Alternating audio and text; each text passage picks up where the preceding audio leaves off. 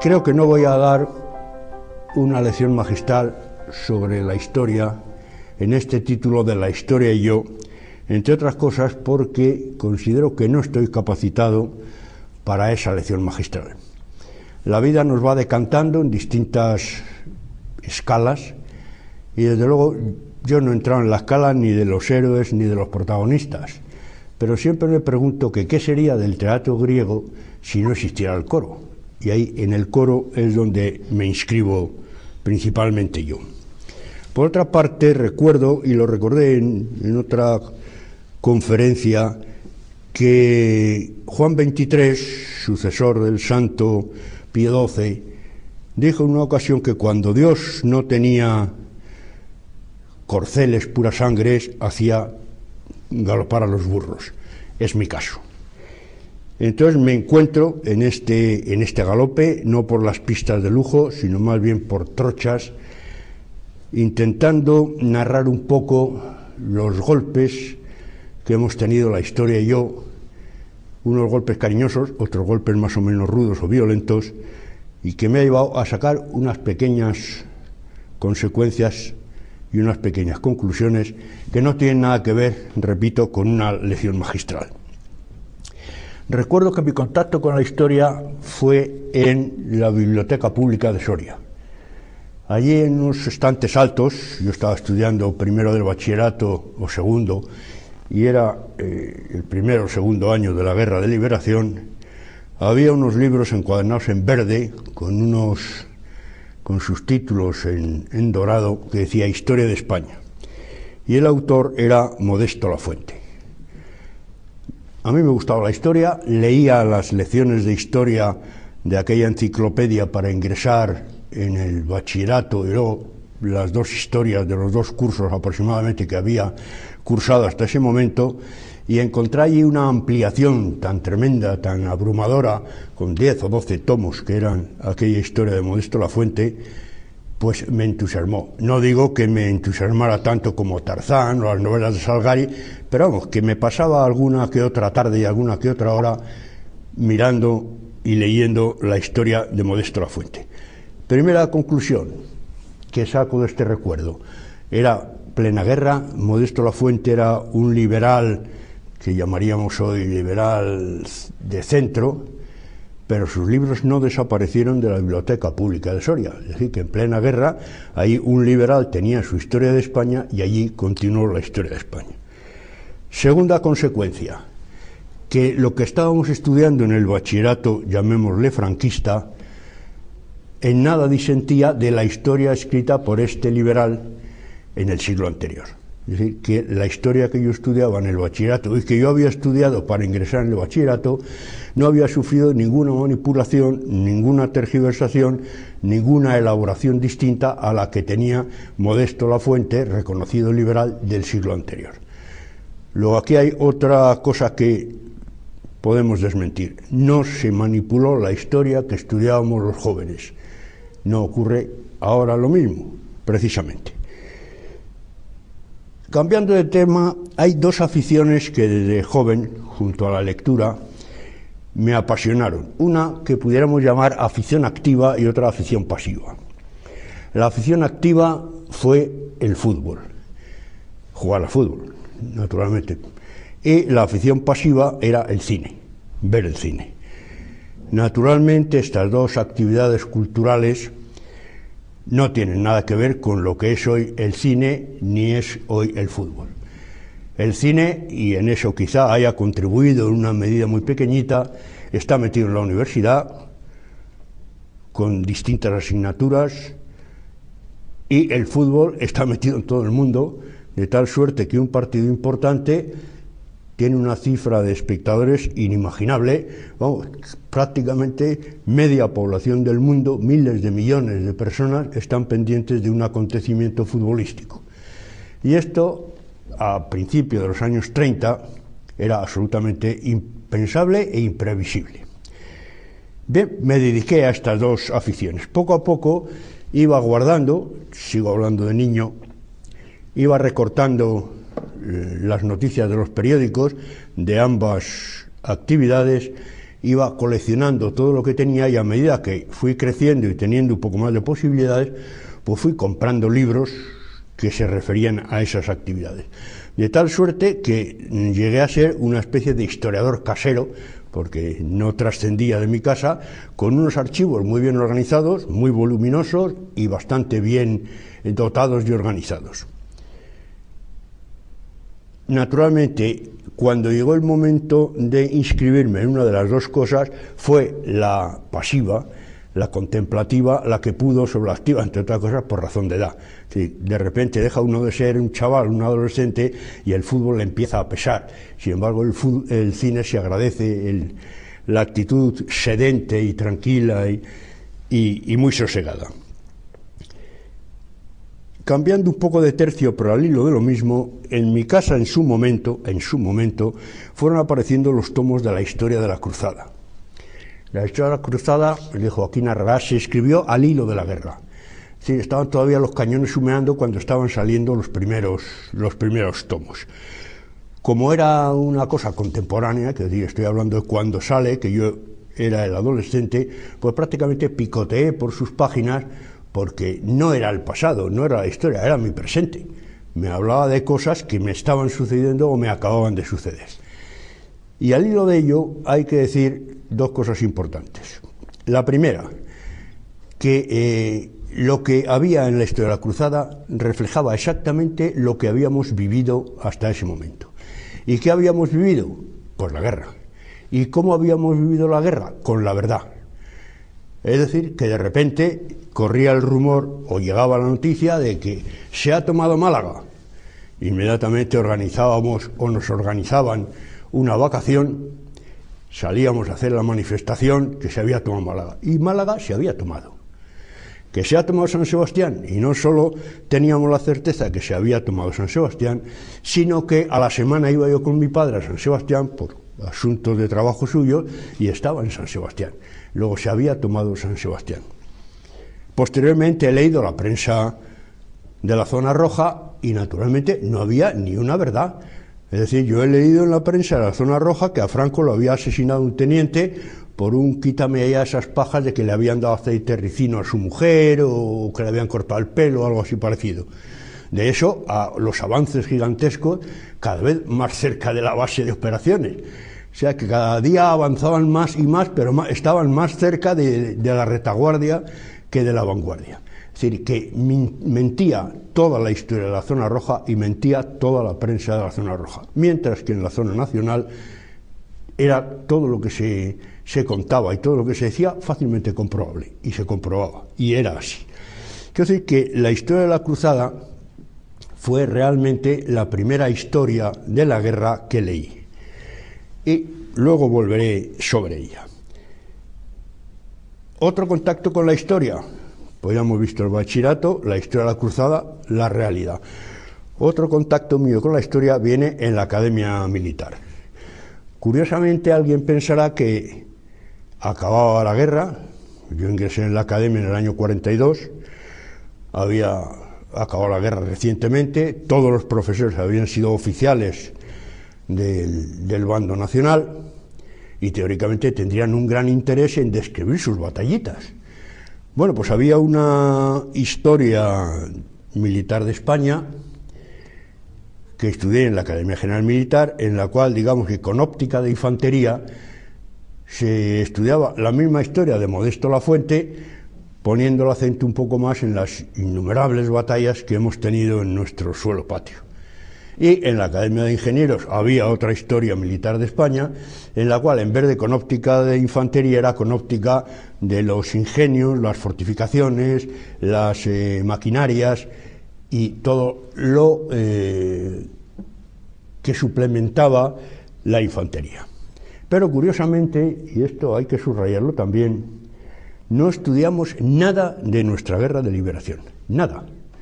Cuando se acababa, normalmente todas las historias en España se acaban en el siglo XIX porque no se llega a más, y al curso siguiente se empieza y se llega al siglo XIX porque no se llega a más, pero teóricamente era de prever que hubiera allí una historia de la cruzada reciente. Pues no lo hubo. Nadie nos habló de la guerra de España. Solo hubo una ocasión, al final del quinto curso, en que fuimos al puesto de mando del generalísimo del Frente del Ebro, en el cual el coronel jefe de estudios, que era oficial en aquella batalla, nos explicó dónde estaban las tropas nacionales, dónde las Rojas, la Sierra de Pando, la otra sierra, el paso del río, cómo repasaban, en fin, era un día helador, con lo cual ni me enteré porque tenía demasiado frío. Pero es lo único que se habló en una academia militar sobre la reciente guerra que acababa de terminar. Y a partir de ahí ya me sumerjo en la crítica y en la historia del cine. Digamos que me sumerjo de una forma apasionada y apasionante. Y sin embargo olvido todo lo demás. Es decir, que ya el estudio de la historia del cine me compensa mis aficiones o mis vocaciones o mis amores históricos hacia la historia, me lo compensa el estudio de la historia del cine, la crítica del cine y todo lo del mundo cinematográfico, periodístico e histórico. ¿Qué ocurría en el cine? Y entonces vamos a cambiar de tercio otra vez, y el tercio es lo que yo he llamado, y supongo que tendrá ese nombre genérico, el terrorismo cultural. El terrorismo cultural existió con la Comintern desde el principio. Wilhelm Meisenberg organizó lo que llamaríamos la fascinación de Occidente por el marxismo. Y desde Hollywood con el cine hasta Europa con Inglaterra, con sus universidades y con su literatura y con su intelectualidad, se puso al servicio inocentemente, por lo menos en la parte que a mí me toca, inocentemente al servicio del marxismo. El terrorismo cultural en el cine estaba perfectamente organizado. Es decir, había una especie de budas que no conocíamos más que de nombre.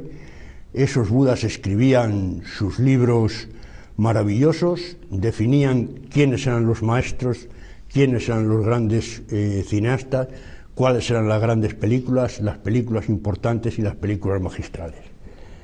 Entonces yo, como Buda intermedio e inocente, me creía aquello y asumía que aquella película era importantísima, que aquel director era genial y que este era un maestro y que la película esa era imprescindible. Y de esta suerte hacíamos el juego y luego lo expandíamos hacia lo que pudiéramos llamar el espectador de filas, el ingenuo hombre que iba al cine, que tenía un interés en el cine y una curiosidad por el cine que al mismo tiempo el terrorismo cultural cinematográfico cultivaba. Es decir, que no era solo que esa gente le gustara el cine, sino que además estaba montado todo de tal suerte que fuéramos dándole cada vez, encelándole cada vez más con el cine. Y ante esos espectadores, que pudiéramos decir cultos, se abatía la crítica de la prensa diaria, la crítica de las revistas especializadas, los cineclubs, las conferencias, de tal suerte que estaba metido también dentro de una máquina inmensa de lavado de cerebro que le dictaba qué era lo bueno, qué era lo malo, qué era lo importante y qué era lo irrelevante. Y en esa maquinaria de lavar el cerebro estuve inmerso pues casi todo el tiempo que estuve en el cine. Ahora bien, ¿qué pasa en un momento determinado? Pues que uno deja de ser el inocente. Y al dejar de ser el inocente empieza a pensar, si esta película que me está diciendo aquí el Buda, que es la película maravillosa del siglo, y este autor, que es el autor inesquivable e indispensable, y si me parece un petardo esto, si yo no entiendo esta película cómo va por ahí, si es un descosido total, si este hombre no sabe lo que está diciendo, no sabe cómo está filmando, y empieza uno a perder la inocencia, a darse cuenta de que hay alguna consigna, de que hay alguna directriz, de que hay algo que te está encajonando y te está llevando a decir lo que quieren ellos que digas y no te permiten el pensar que están equivocados o que estás tú equivocado. Entonces estás metido directamente en ese carril lo estás difundiendo hacia el espectador y está llevando un gigantesco lavado de cerebro a través del cine. Bien, una vez que hago eso, empiezo a pensar, bueno, ¿y la literatura? ¿Y el teatro? ¿Y el arte? Si ha habido una difusión a través del cine, supongo que el mismo Calamar que ha echado esta tinta sobre el cine habrá echado la tinta sobre la literatura.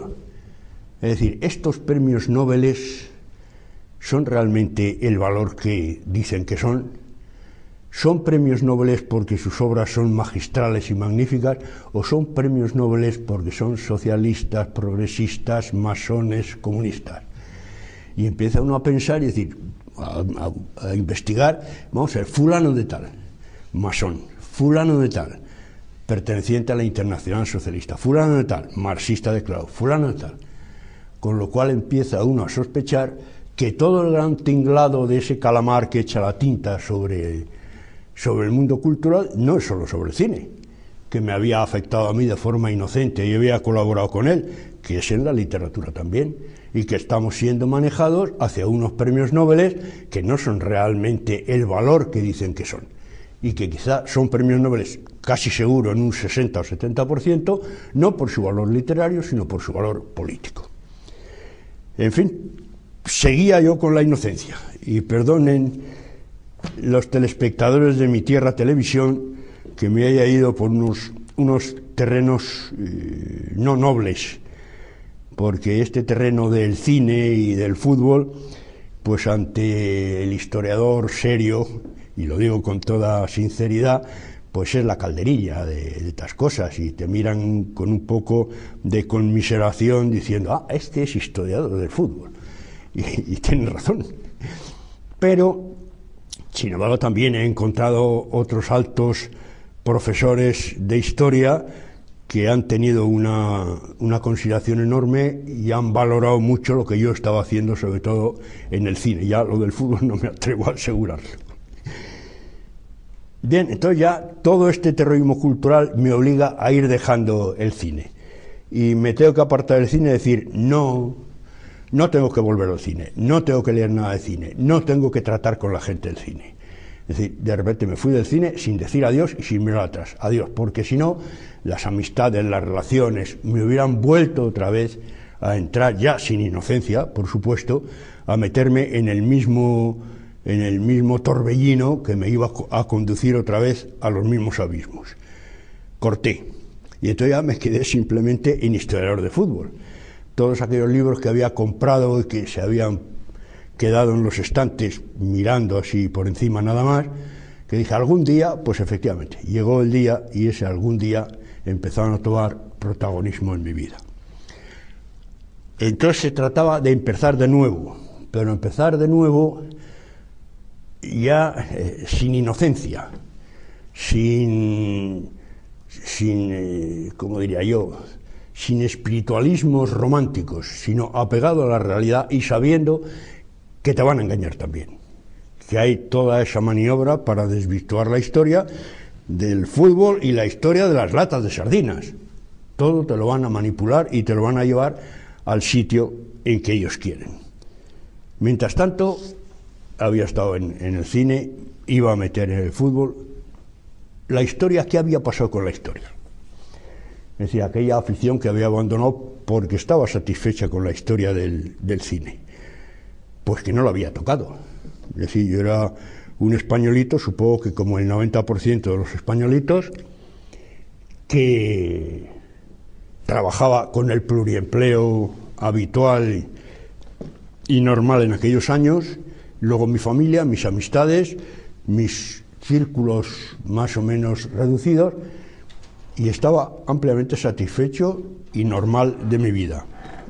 Estaba de acuerdo con la vida que se desarrollaba, vivía mejor que habían vivido mis padres, a pesar de ser de un escalón, digamos, social inferior, y vivía lo mismo que vivía España. Y estaba satisfecho de la apertura más o menos hacia la igualación con el resto de Europa. ¿Volver otra vez a la historia de la cruzada? Pues quizá no. Pero sí decir que entonces me entró el ansia por devorar toda la historia de la guerra que no había leído en todos aquellos años. Y como diría Ortega Gasset sobre el español que es tardígrado, empecé tarde y con el pendulazo español. Entonces ya para mí no existió más que la historia, desde Primo de Rivera hasta el posfranquismo, o en aquellos tiempos el franquismo todavía. Y observé que la historia de la cruzada, lo cual es importante subrayar, hecha a pie de batalla, con todas sus carencias, era una historia absolutamente fidedigna. Ninguno de los grandes autores posteriores que ha tratado la guerra de liberación española contradice en nada a la historia de la cruzada. Matiza algunas cosas, es decir, hecho tan deprisa y tan inmediato a la guerra, pues hay algunas cifras que o se quedan cortas o se desmadran por arriba, hay algunas situaciones que quedan difusas y los historiadores posteriores han perfilado perfectamente, pero no hay nada en la historia de la cruzada que se pueda decir, esto no es verdad, esto no es verdad. Absolutamente todo ha sido confirmado por el resto de los historiadores. A lo sumo, leída ahora la historia de la cruzada, nos resulta quizá demasiado engolada, sobre todo para la gente que no ha vivido la parte anterior. Es decir, los que estuvimos viviendo la guerra y leímos la historia de la cruzada a raíz de su publicación, la encontramos normal, porque el tono del libro era el tono que existía en España. Había un tono heroico, grandilocuente, retórico, y ese era el de la vida normal. Claro, 30 años después o 40 años después que ha desaparecido esa retórica, sustituida por otra, pero aquella ha desaparecido, pues nos parece un poco como apolillado, como extraño, como de demasiado bombo y demasiado platillo. Pero la verdad está allí exactamente reflejada. Y esa era la historia. Entonces empecé a pensar, bueno, tengo que completar mi formación histórica.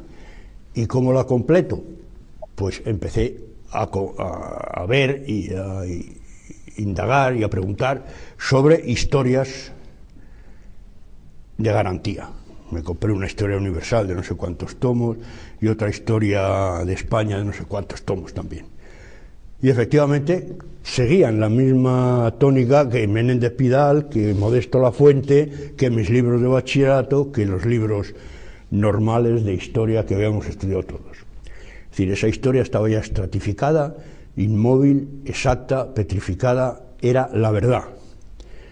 Sobre ella se montaban monografías por diversos aspectos que lo aumentaban, disminuían algunas cosas, precisaban otra serie de pormenores, enriquecían esa historia, pero el esqueleto seguía siendo el mismo. Entonces me llamó la atención un anuncio de una obra ciclópea de más de 100 tomos, patrocinada y llevada por una universidad norteamericana, y que los autores estaba dividida en especialidades, es decir, Egipto, los medas, los visigodos, los árabes. Cada uno de esos apartados históricos tenía una serie de tomos, una serie de volúmenes, más o menos con arreglo a eso. Y cada tomo escrito por historiadores especialistas, egiptólogos de lo de Egipto, islamistas en lo del Islam, hispanistas en lo de España. Es decir, que era una obra realmente atractivísima. Es decir, los mejores señores de cada especialidad escribiendo una obra.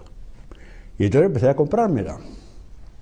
Y con toda la ilusión fui a ver lo que esperaba ver. Es decir, empecé por Egipto, pues todos los faraones, qué había ocurrido con cada faraón, qué había hecho, qué había pasado, qué guerras había tenido, qué triunfos había cosechado, qué derrotas le habían sobrevenido, y luego sobre eso la cultura de la época de ese faraón, la agricultura, las demás actividades de la vida. Pero principalmente la historia siempre ha estado escrita por, digamos, los héroes, aunque sea entre comillas, que son los protagonistas de la historia, que van arrastrando y tirando del tapiz histórico, y el resto del coro siguen esas directrices de este señor. Bueno, pues ante mi sorpresa, nada, de nada, de nada. Es decir, ni faraones, ni dinastías, ni años, ni hechos. Es decir, allí había un bla, bla, bla, bla, bla, sociológico, político, económico, que al final, después de haber leído los 5 tomos, que era lo de Egipto, no tenía ni idea de qué faraones habían estado, qué había hecho cada faraón, por qué se le había enterrado de esta manera o de esta otra, dónde se le había enterrado. Así que todos aquellos volúmenes, esos 100 y pico volúmenes, no me iban a decir nada. Entonces lo comenté con un amigo más próximo a la historia que había estado yo, y me dijo, no, es que esa historia que habéis estudiado ya se ha pasado de moda.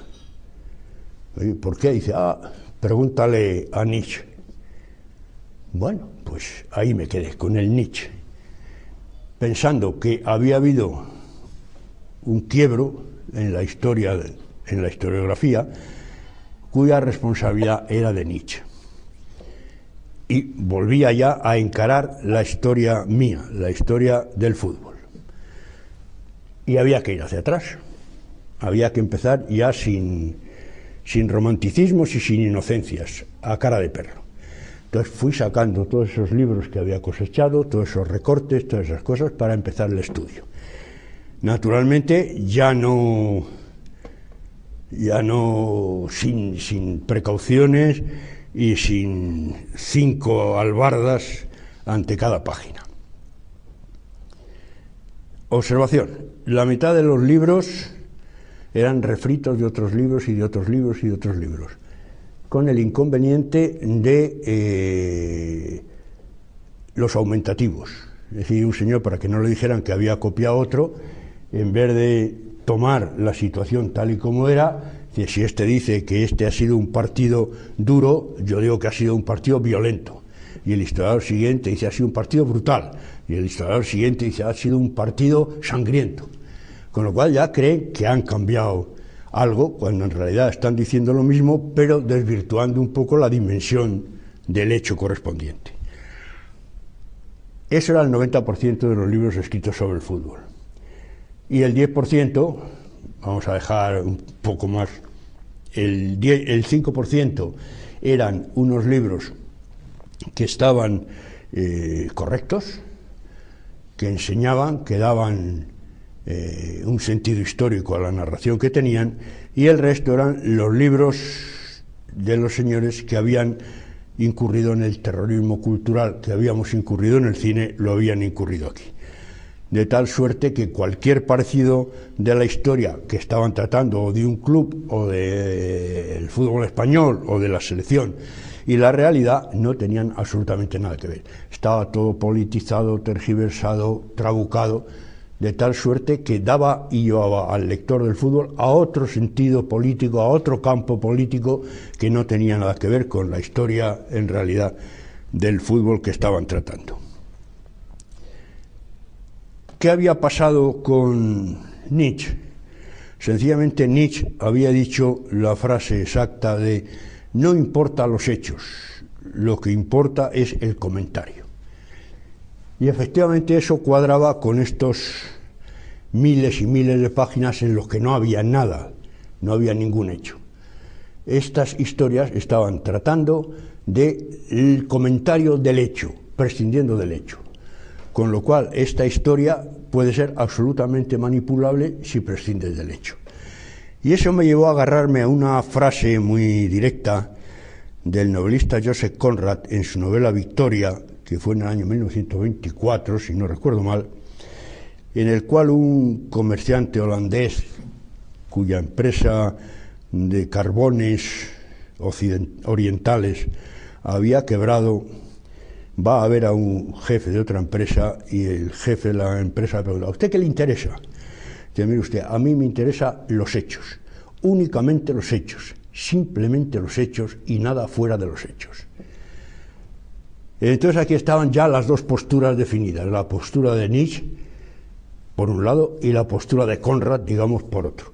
A uno no le interesa el hecho, le interesa el comentario, que es la historia que estamos viviendo actualmente, y a Conrad lo único que le interesa es el hecho. Lo demás es ya aleatorio. Es decir, una vez visto el hecho, usted ya puede opinar lo que sea, pero en el año 1322 hubo esta batalla, tanta gente, tantos generales, tantas cosas, tal dirección política, se ganó, se perdió, tal, y luego a partir de ahí decir, y esto trajo como consecuencia toda esta serie de cosas, todo este abanico de intereses culturales, comerciales, económicos, industriales, pero todo es el hecho, a partir de ese hecho y únicamente los hechos que decía Conrad. Pues volvamos para atrás, es decir, ya hay que trazar una línea que una Conrad, que es la verdad, los hechos, lo que me va a dar la verdad, con la antigüedad, es decir, obviando naturalmente a Nietzsche y toda su disposición. ¿Y la antigüedad quién es? Pues es Heródoto y Tucídides. Y nos plantamos ya, hablando de fútbol, en los padres de la historia y nos plantamos ya en Grecia. ¿Y cuál de los dos maestros seguir? Seguimos a Heródoto. Heródoto es anterior. ¿Pero qué hace Heródoto? Heródoto, en los 8 primeros libros de sus guerras, es una especie de guía turística por todos los pueblos de alrededor, por lo que hacen, por lo que dicen, cómo viven. Y los 3 últimos tomos es de las guerras médicas exclusivamente. ¿Cuál es la postura que toma Heródoto? Como no ha vivido esos hechos, cosa muy frecuente en el historiador, se fía de lo que cuentan. Y naturalmente cada hecho encontraría 5 o 6 testigos o descendientes de testigos que lo oyeron contar a sus antecesores con una serie de tensiones centrípetas y otras centrífugas, con lo cual el hecho se iba distorsionando hasta ser, no sé, un círculo, o a ser una especie de estrella asimétrica, o a ser un cuadrado. Es decir, lo que decían los testigos y lo que pasaba en aquel momento. ¿Cuál era el defecto de este señor? Heródoto tenía que fiarse de lo que habían dicho. ¿Qué hace Tucídides? Tucídides va al hecho, a lo que él llama los rastros, los síntomas, las huellas. Estudia esas huellas, estudia esos rastros. Es decir, Tucídides va a los hechos de Conrad. El otro va a la impresión que han tenido los testigos más o menos confidenciales. Yo siempre he desconfiado de los testimonios, incluso de los que dan testimonio de sus propios actos. Recuerdo, por ejemplo, al hilo de las 3 clasificaciones que he hecho de los libros de fútbol, una discusión tremenda que tuvo el seleccionador nacional de fútbol en Amberes en 1920. Lee uno un tratadista, es decir, un testigo, y le dice que eso se produjo en la tribuna desierta en aquel momento, que era por la mañana, del Estadio Olímpico. Otro testigo dice que fue en el club de tenis de Amberes. Un testigo dice que iba incorrecto, sin corbata y con unas zapatillas de tenis. Otro dice que iba incorrectísimo porque no llevaba chaqueta, iba con unas zapatillas y no sé qué. Al final, leyendo todos los testimonios de aquello, lo único claro que se saca de lo que hubiera sacado Heródoto de todos estos señores es que llevaba una gorra infumable. Es lo único en lo que estaban de acuerdo todos. Lo demás ya es diferente. Es decir, que no me puedo fiar de estos testigos, de estos testimonios. Por otra parte, los espectadores recientemente en el AS, creo recordar que había una reunión de viejos atléticos, viejos socios atléticos, en el cual había uno que decía que él asistió al partido en el cual Chacho envió el penalti fuera, que le costó al Atlético de Madrid en el año 36 el descenso a la segunda división. Pues este testigo presencial se equivocó. El balón no se fue fuera, el balón dio en el poste, rebotó, y entonces en la melé que había fuera del área pequeña del Atlético de Madrid, alguien, yo creo que fue Ipiña, lanzó el tiro y se fue a las nubes. Es decir, que no se fue fuera el penalti, chocó en el poste. Y era un señor que me cuenta lo que pasó, que él estaba allí. Y luego, la tercera dimensión de estos testigos nos la daba un señor que decía que la famosa frase de Amberes de Belauste diciendo a mí Sabino que los arrolló a todos, lo había dicho en vasco, porque Belauste no sabía español. Y en realidad lo que ocurría es que lo que no sabía Belauste era vascongado o vascuence. Había estudiado en la Universidad de Valladolid, todos los hermanos tenían carrera universitaria, y estoy hablando de 1900 poquitos, que tenían que ir a Valladolid, tenían que ir a Zaragoza, tenían que ir a Barcelona, con lo cual quiere decir que tenían que saber perfectamente español. Luego montó un bufete en Bilbao y posteriormente se exilió con el gobierno de Primo de Rivera, se exilió a México. Es decir, que toda su trayectoria fue en el español, y sin embargo aquel señor tendenciosamente decía que Belauste el grito lo había dado en vascuence porque él no sabía español. Estas tres eran las dimensiones a las que había que acogerse. Naturalmente me acogí a la de Tucídides, porque es la que va buscando los hechos, la que va reflejando los hechos y va prescindiendo de todo lo que sea literatura. Decía Ortega que se hace literatura, se hace precisión o se calla uno. Pues hay muchos que tienen que callarse. Y el pugilato está establecido no entre los que buscan la verdad y los que luchan contra la verdad, sino el pugilato está establecido entre los que luchan defendiendo una mentira contra otros que defienden otra mentira. Es decir, es falso que estemos luchando la verdad contra la mentira. Están luchando dos mentiras y nosotros los estamos viendo ahí despedazándose entre sí mismos sin importarle en absoluto la verdad. Tucídides y la orientación que hay que encarar con la historia, a pesar de todo este trayecto tan ominoso y tan mínimo de la historia, es ir a buscar la verdad, que es lo único que interesa. Y la verdad conlleva la belleza conlleva la virtud, y la virtud conlleva a Dios. Si estamos buscando a Dios, estamos buscando la verdad. Si estamos buscando a Dios, estamos buscando la historia. Todo lo demás es darle vueltas a nada, un molinillo de aire dentro del aire.